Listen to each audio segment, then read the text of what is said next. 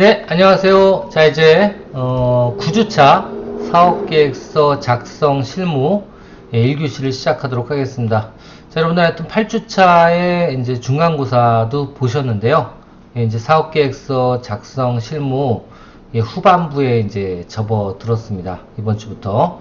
자, 이제 사업계획서가 여러분들 어떤 목표로 작성이 돼야 되고, 그리고 어떠한 어떤 대상들을 목표 대상들을 위해서 만들어줘야 되는지 이런 기본적인 부분부터 시작해서 어떤 식으로 목차를 작성해 나가야 되는지 하나하나를 지금 배우고 계십니다. 이제 저번 주부터는요, 사업 타당성 분석, 한마디로 내가 어떤 사업 계획을 작성을 했을 때 그 사업 아이디어가 제대로 된 사업인지를 확인해보고, 그리고 사업 실현 가능성이 얼마나 높은지 이런 것들 하나하나 이제 따져보는 그런 단계라고 보시면 될 것 같은데요. 일단 사업 타당성 분석에서 첫 번째로 생각해야 됐던 게 뭐예요? 바로 여러분들께서 이 사업에 적합한지, 나하고 적합한 그런 사업인지를 따져보라고 말씀을 드렸습니다. 그렇죠? 그래서 여러분들께서 첫 번째로 내가 진짜 이 사업을 업으로 생각을 하고 내가 인생을 다할 때까지 다 한다고 표현하면 좀 좀 거북하실 수도 있겠어요. 그죠? 여하튼 여러분들께서 평생을 거쳐서 이 사업을 진짜 할 수 있을지. 왜냐하면 사업이라는 거는 재미있어야 되는 거예요. 제가 지금까지 글로벌 사업을, 글로벌하게 기업을 일궈왔던 모든 CEO 또는 오너들의 공통점을 보면 그 사업이 돈을 떠나서 재밌기 때문에 그래서 사업이 성공한 게 아닌가, 그런 생각이 듭니다. 그래서 첫 번째로는 사업 타당성 분석에서 가장 중요한 건 내가 그 사업 중에서도 핵심 역량이라고까지 표현을 했는데요. 핵심 업무, 핵심 자원이 내가 좋아하는 그런 일들인지 이거부터 확인해 보시고 그리고 시작하셔야 된다는 거예요. 내가 그 일을 진짜 좋아하는지 이거부터 생각을 하고 그 다음 일을 추진해 나가시면 좋은데, 거꾸로 돈을 쫓아서, 이거를 쫓아서 어떤 일들을 준비하고 해나가다 보면 이거에 노예가 될 수가 있어요. 그래서 저도 맨날 요즘에도 그래요. 제가 하는 일에 대해서 반문하게 됩니다. 이 일이 진짜 내가 원해서 하는 일인가? 아니면 돈을 벌기 위해서 하는 일인가? 만약에 그게 후자라면 엄청나게 스트레스가 되고 일하는 거가 재미가 없어져요. 그런데 어떤 경우? 예를 들면 여러분들 들어보셨나요? 워커홀릭이라고? 그 워커홀릭들의 공통점이 뭔지 아세요? 그 일을 내 생계 유지의 수단으로 쓰는 게 아니라 뭘로? 맞습니다. 그 일들을, 그 워커홀릭들은 내가 즐기면서 할 수 있는 일이라고 생각을 했기 때문에 일을 계속적으로 쉬지 않고 해도 피로감을 못 느끼는 거예요. 그래서 여러분들께서 어떤 사업을 준비함에 있어서 그 사업이 일단 나에게 맞는지 먼저 확인해 보시고, 그리고 두 번째로는 그 일들에 꼭 필요한, 그 일을 하기 위해서 꼭 필요한 핵심 업무 또는 핵심 자원이라고도 표현을 합니다. 이것들이 나에게 있어서 행복감을 주는 그런 일들인지를 확인해 보시고, 그리고 나서 일단 이 사업은 나에게 맞는구나 안 맞는구나를 결정하실 필요가 있다 라는 겁니다. 여기까지 저번 주에 얘기를 나눴던 부분이에요. 자, 이때 일단은 그러면 그 업무들이, 사업 계획이 나하고 맞는지를 확인해 보기 위해서 세 가지 비슷한 단어들의 그 정의를 좀 내려보고자 합니다. 첫 번째가 뭐냐면 핵심 자원이에요. 두 번째가 핵심 역량이에요. 세 번째가 핵심 파트너입니다. 저번 주랑 이어서 계속해 나갈게요. 자, 먼저 핵심 자원이 뭐냐? 핵심 자원은 내가 특정한 사업을 진행할 때 꼭 필요한 뭐예요? 주요 자원을 핵심 업무라고 합니다. 핵심 자원이라고 그래요. 그러니까 핵심 자원은 어떻게 보면 사업 준비를 하기 위한 모든 것 중에서 꼭 필요한 것이라고 봐도 되죠. 그죠? 예를 들면, 근데 이 핵심 자원은 어떻게 찾는 게 제일 좋냐? 5포스라고도 얘기를 해요. 계속 얘기 나옵니다. 5포스가 뭐예요? 마이클 포터가 얘기하는 사업과 관련된 5가지 힘이에요. 이 힘은 어디서부터 나와요? 먼저 첫 번째, 고객으로부터 나오고, 두 번째, 경쟁자로부터도 나올 수가 있고요. 세 번째, 공급처로부터 나올 수도 있고요. 네 번째, 대체제로부터 나올 수도 있고요. 대체제로부터 나올 수도 있고요. 그쵸? 또 5번째, 어떤 게 있을까요? 경쟁자가 있을 수 있고, 대체제가 있을 수 있고, 그리고 미래의 뭐예요? 미래의 경쟁자라고 할 수 있겠죠. 이 5가지가 5포스라고 그랬잖아요. 그쵸? 다시 한번 요거 보여드릴게요. 맞는지. 저도 아리까리 해요. 자, 여기서 마이클 포터의 가치사슬.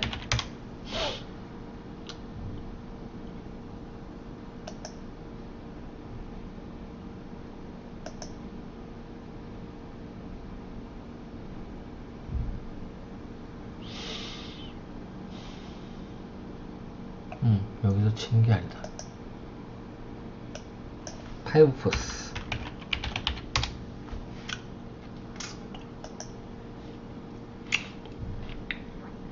자, 마이클 포터가 5가지라고 표현한 게 뭐뭐다?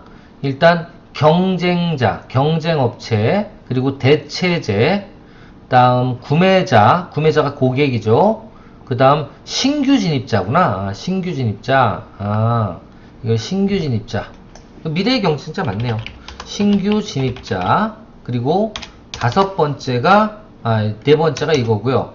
그리고 가치사슬에서의 또 5가지가 있어요. 가치사슬 볼게요. 마이크 포터의 가치사슬.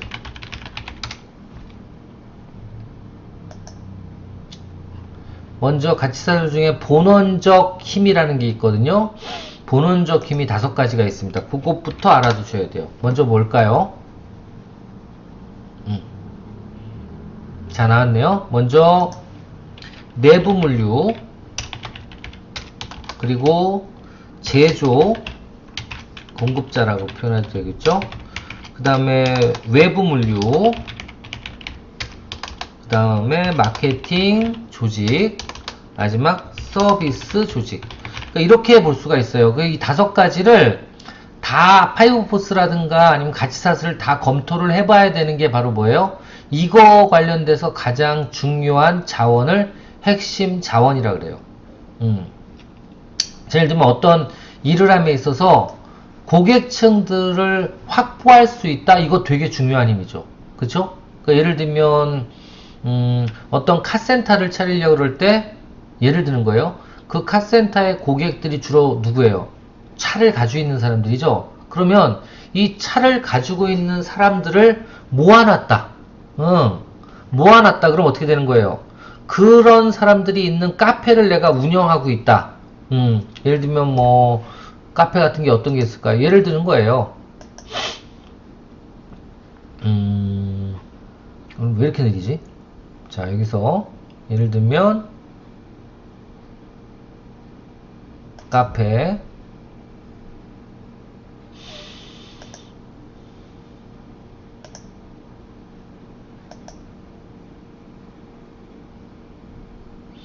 카페로 들어가서 여기서 여기다가 한번 자동차라고 한번 쳐볼게요. 제가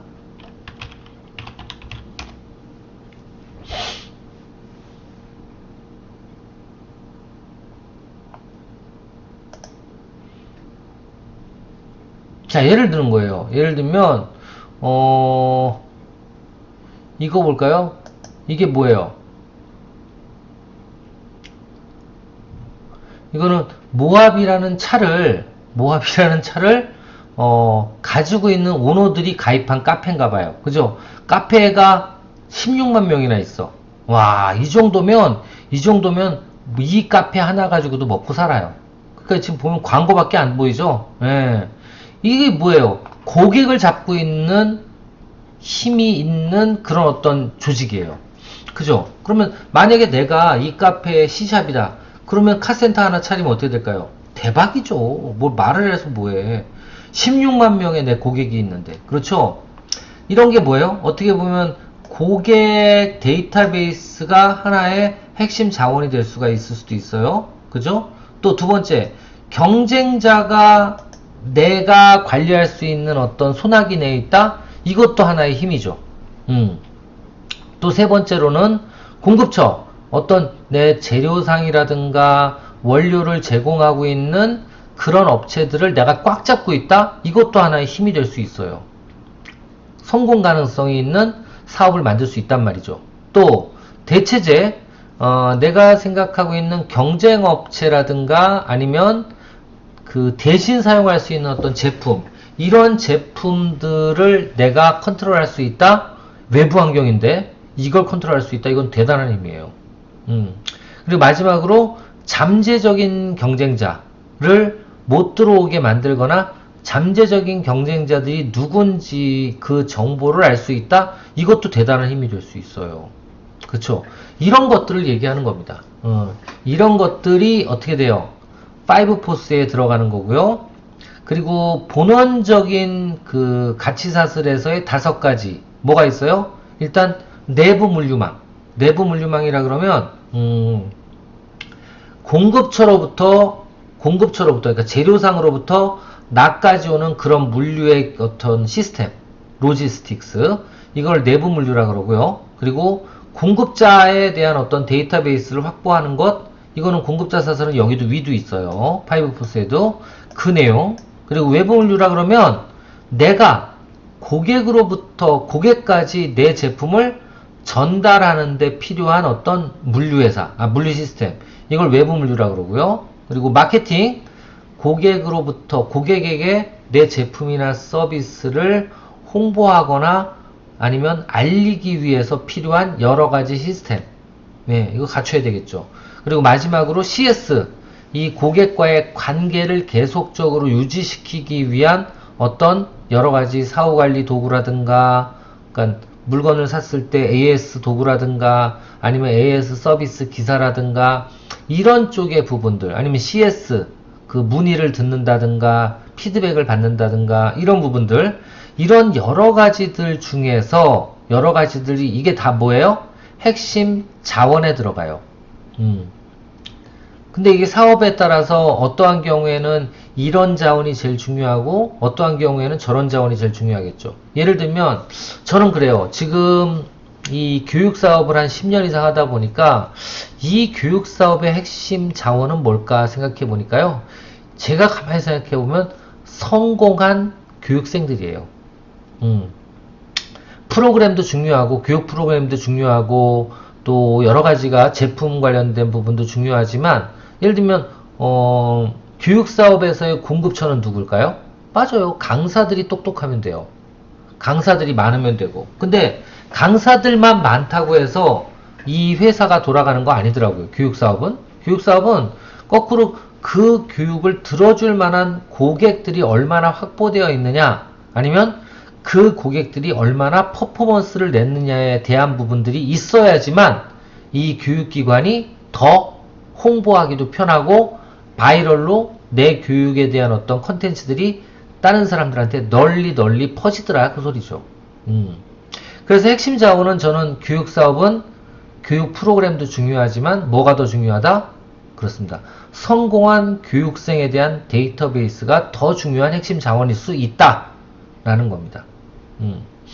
자, 이런 것들이 이제 핵심 자원이고요. 핵심 자원은, 그럼 핵심 역량은 무엇이냐? 핵심 역량은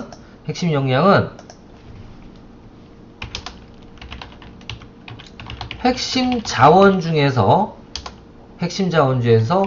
경쟁자를 능가할 만큼 확보되어 있는 나만의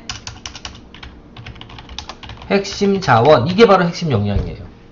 아시겠죠? 그러니까 경쟁자를 이길 수 있는 핵심 자원이 핵심 역량이에요. 내가 가지고 있는 핵심 역량이 뭐다? 바로 그 핵심 자원 중에서 경쟁자를 이길 수 있는 분야, 아니면 경쟁자를 이길 수 있는 핵심 자원, 이게 바로 뭐다? 핵심 역량이다. 그러니까 핵심 역량은 핵심 자원 속에 포함되어 있어야 돼요.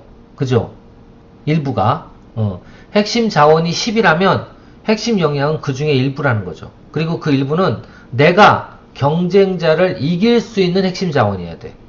그럼 나머지는 뭘까요? 나머지는 경쟁자와 비슷하거나 아니면 비슷하게 만들어야지 다른 것도, 예를 들면 내부 물류는 내가 경쟁자랑 비슷해.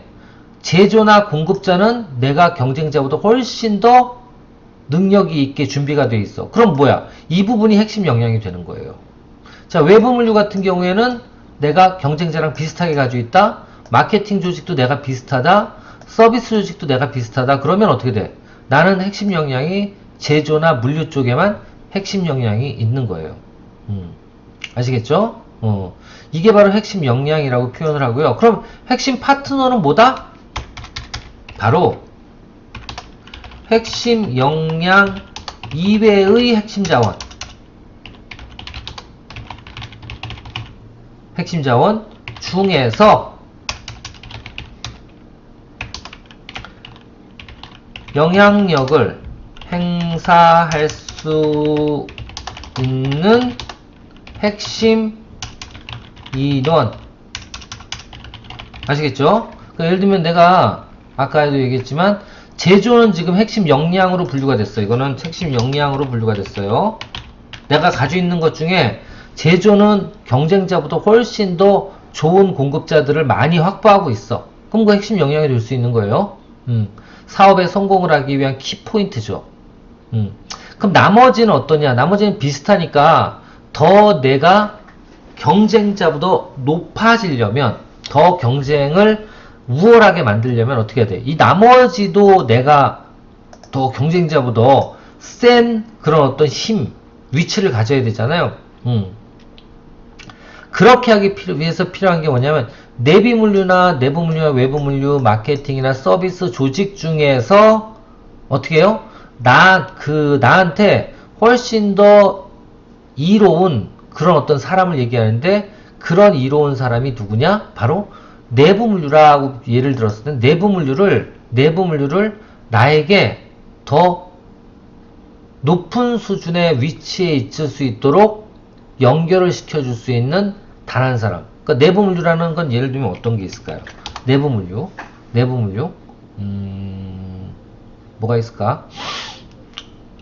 내부 물류 뭐지 말고 마케팅을. 내부 물류는 그런 거니까 물류 시스템이니까. 예를 들면 강사라고 쳤을 때, 예를 들면 강사, 협회, 협회장, 이 정도 되면은 강사가 만약에 그 내부 공급망에 있어야 되는 거니까 그 물류를 협회장이라 그러면 어떻게 돼? 나한테 진짜 질 좋은 강사들을 계속적으로 소개시켜 줄 수 있겠죠.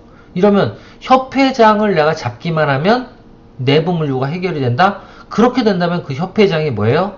핵심 파트너예요. 뭐 분야에 대해서? 내부 물류에 대해서 핵심 파트너가 될 수 있는 거예요. 아시겠죠? 자, 그리고 예를 들면 고객. 아까도 말씀드린 것처럼 학원을 하고 있는데 학원 교육생들을 한꺼번에 데리고 올 수 있는 사람. 그러니까 저 같은 경우에는 아마존 교육이니까, 그럼 어떤 사람들이 될 수 있을까요? 이런 사람이 될 수 있죠. 예를 들면 여기다가 아마존 한번 쳐볼게요. 자, 보면 G캐스트, 여기 나오네요.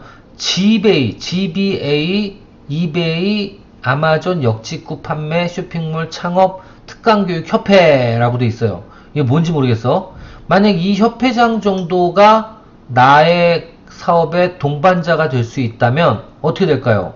나한텐 대단한 거예요. 이런 게 뭐예요? 바로 이게 키맨이에요. 핵심 파트너. 누가? 이 협회의 협회장이 핵심 파트너가 될 수 있는 거죠. 그렇죠? 그리고 이런 핵심 파트너 중에서도 고객 입장에, 고객 라인의 핵심 파트너를 뭐라 그런다? 키맨이라고 한다. 아시겠죠? 자, 그러면 여러분들 핵심 역량이 어떤 뜻인지 아시겠죠? 핵심 역량은 다시 한번 말씀드리면 핵심 자원 마이너스 핵심 역량은 어떻게 돼요? 나머지 핵심 자원이겠죠? 나머지 핵심 자원 중에 이 나머지 핵심 자원 중에 영향력을 행사할 수 있는 누구예요? 맞습니다. 사람을 바로 핵심 파트너라고도 얘기를 한다. 그 소리예요. 여기 밑에다 적어야 되는데 위에다 적었네. 자, 요게 이 밑으로 들어갈 얘기죠. 여기에 들어갈 얘기예요. 아시겠죠? 그럼 이제 정리가 좀 됐죠? 핵심 자원이 뭐고, 핵심 역량이 뭐고, 핵심 파트너가 무슨 뜻인지. 자, 이렇게 이해를 하시고 이제 한번 이번 주 내용을 한번 보시면요. 자, 핵심 역량은 무엇인가? 핵심 역량은 핵심 자원 중에서 내가 가지고 있는 역량이라고 얘기했어요. 내가 가지고 있는 역량. 그것도 차별화된 역량. 아시겠죠? 그래서 차별화 요소로 부각시킬 수 있는 것이라면 핵심 역량이 되는 거예요. 차별화 요소로 부각될 수 있는 핵심 자원이면 그게 핵심 역량이라고 표현합니다. 자, 핵심 역량은 뭐 여러 가지가 많습니다. 제품 관련돼서 내 제품이 빠르다, 남들보다. 그럼 그 핵심 역량이 될 수 있어요. 또 두 번째, 남들보다 빠르게 만들어낼 수 있다? 이것도 핵심 역량이 될 수 있어요. 또는 남들과는 완전히 다른 혁신적인 디자인이다? 이게 핵심 역량이 될 수도 있습니다. 그러니까 아이폰이 가장 큰 핵심 역량이 뭐예요? 바로 혁신적인 디자인이잖아요. 누구도 따라갈 수 없는 디자인. 그래서 젊고 좀 얼리어답터라고 생각하는 분들은 이런 감각적인 디자인 때문에 충성 고객으로 지금 확보가 많이 되어 있는 게 바로 아이폰이에요. 그렇죠? 자, 이런 것도 있을 수 있고요. 그리고 또 사용의 직관성. 어떤 요즘에 보면 모든 제품이 제 생각엔 사용이 편리해야 되고, 특히 인터넷 기반 사업들은요. 지금도 뭐 저도 요즘에 SNS 마케팅이든 여러 가지 이런 마케팅 툴을 이용해서 활용해야지만 또 이 현세에선 살아남잖아요. 지금 경쟁 시대에서는. 그래서 여러 가지 이제 프로그램들을 다뤄보고 있는데, 이 프로그램들이 되게 그러니까 쉽게 얘기하면 내가 사용하기 편리해야지만, 배우지 않아도 그래야지만 이게 롱런하는 것 같아요. 그래서 어떻게 보면 단순하고 편리할수록 어떻다? 고객의 니즈, 고객의 어떤 그 사용감은 높아질 수 있기 때문에, 사용 만족도는 높아질 수 있기 때문에 이런 부분들 되게 중요하다고 봐요. 핵심 역량으로 만약 가지고 있다면 낮은 제조 비용, 이건 당연한 거고 이건 만세불변이고요. 그쵸? 근데 요즘에는 진짜 창업학에서는, 아니 현대 마케팅 학에서는 낮은 비용보다는 효용성을 되게 많이 봐요. 그러니까 뭐냐면 비싸더라도 남들과 비교했을 때 훨씬 더 큰 가치가 있어 보이게 만들면, 훨씬 더 편해 보이게 만들면 그 제품을 산다는 거죠. 그래서 가격만 낮추면 어떻게 돼요? 결국은 쪼아야 돼. 예. 원료도 더 나쁜 거 써야 되고, 속된 말로. 그쵸? 또 종업원들 더 놀지 못하게 하고 돈은 적게 주게 하면서 일을 부려먹어야지 되는데, 이거는 경쟁력이라고 볼 수 없죠. 요즘에는. 그래서 요즘에는 낮은 제조 비용이라도 뭐예요? 똑같은 품질이라면 낮은 제조 비용이지만 기술이 더 발달하고 좋고 빠르게 가면서도 가격이 유지될 수 있게 만드는 게 더 중요하다. 또는 가격이 조금 높아지더라도, 그래서 부가가치가 조금 더 생기게 만든다면 그 라인에서 일을 하는 종업원들한테도 더 많은 급여를 줄 수 있게 만드는 시스템이 훨씬 더 좋은 거다 라고 생각을 하시면 좋을 것 같습니다. 자, 그런 내용이고요. 또 영업 관련돼서는 대량 신용 판매, 이런 것도 하나의 경쟁력이 될 수가 있어요. 경쟁력이 될 수가 있고, 내가 특별한 어떤 차별화된 광고를 내가 계속 구사하고 있다. 이것도 경쟁력이 될 수가 있죠. 그리고 프랜차이즈를 구축했다. 이거 되게 영업 관련돼서 이 프랜차이즈라는 게 그거든. 잡아놓은 고기. 특히 한국 프랜차이즈들은 내 유통 라인을 자동으로 확보해 놓은 그런 시스템이라고 보시면 돼요. 왜? 내 제품만 사다 팔아야 되잖아. 그럼 그 가맹점은 뭐예요? 내 제품의 영업 라인이에요. 얼마나 좋아. 그러니까 프랜차이즈 본사 입장에서는 가맹점은 되게 좋은 거예요. 내가 계속적인 어떤 제품을 판매할 수 있는 교두보를 확보하는 거기 때문에 되게 좋은 건데도 불구하고 거꾸로 가맹비까지 받아가고 또 어떤 경우에는 로열티까지 받아가면서 하는 경우가 많으니까 그냥 꽉 먹고 알 먹고 다 하는 거죠. 그래서 저는 이런 프랜차이즈 시스템을 구축하는 분들 입장에서는 너무 좋은 게 아닌가. 근데 가맹점들은 프랜차이즈 본사를 위해서 계속 노동력을 투자해주고 대주는 사람들이 아닌가. 그런 생각도 솔직히 듭니다. 자, 여하튼 이렇게 프랜차이즈 구축도 하나의 영업 차별화 요소, 핵심 역량이 될 수 있고요. 그리고 차별화된 어떤 판매 촉진이라든가 프로모션 아이디어가 있다 그러면 그것도 핵심 역량이 될 수가 있겠죠. 그렇죠. 자, 그 다음 유통 및 관리입니다. 맞습니다. 제휴관계. 그러니까 계속 얘기하지만 여기에 있는 파이브포스와 가치사슬에 있는 그 본원적인 가치사슬, 본원적인 힘들, 이런 부분들과 어떤 혁신적인 경쟁자보다 나은 시스템이 만들어져 있다면 그게 바로 뭐예요? 핵심 역량이라고 볼 수 있다. 그 소리입니다. 그렇게 생각하시면 되고요.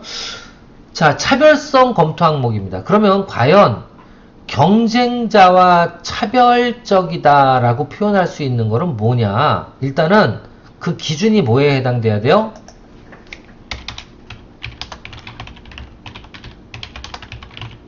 차별화 요소의 기준이라고 표현할게요. 첫 번째는 목표 고객에게 뭐가 돼야 돼요?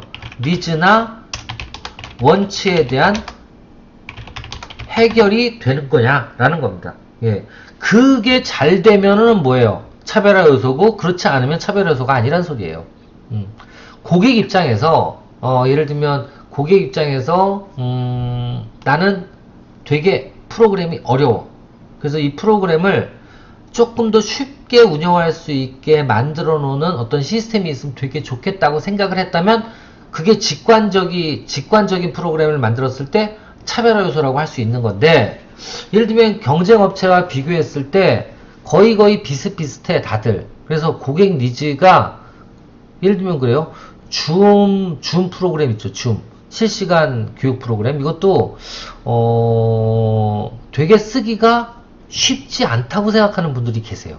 초보들은. 그러면 이거를 느낄 수 있다면 뭐예요? 느낄 수 있다면 줌보다 조금 더 직관적이고 사용하기 편리한 실시간 프로그램을 만들어내기만 하면 어떻게 돼요? 경쟁력이 있고 핵심 역량이라고 볼 수 있는 거죠. 그래서 첫 번째로는 고객의 니즈나 원치에 대한 해결이 되는 그런 프로그램이냐라는 거 한번 생각해 보셔야 되고요. 두 번째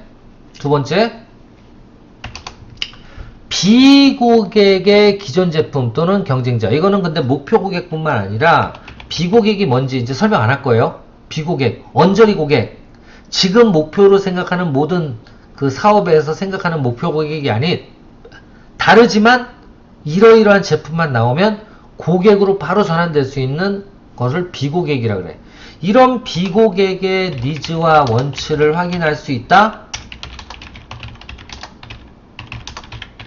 이러면 어떻게 돼? 그런 사람들의 원치나 니즈를 확인하고 대안을 제시할 수 있는 제품이나 서비스의 시스템을 구축한다? 바로 이게 핵심 역량이에요.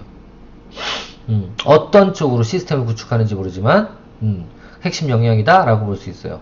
자, 세 번째, 고객 니즈에 대응하는 제품의 서비스에 대한 차별성의 논리성. 그러니까 이건 세 번째는 한마디로 스토리텔링이 가능하냐?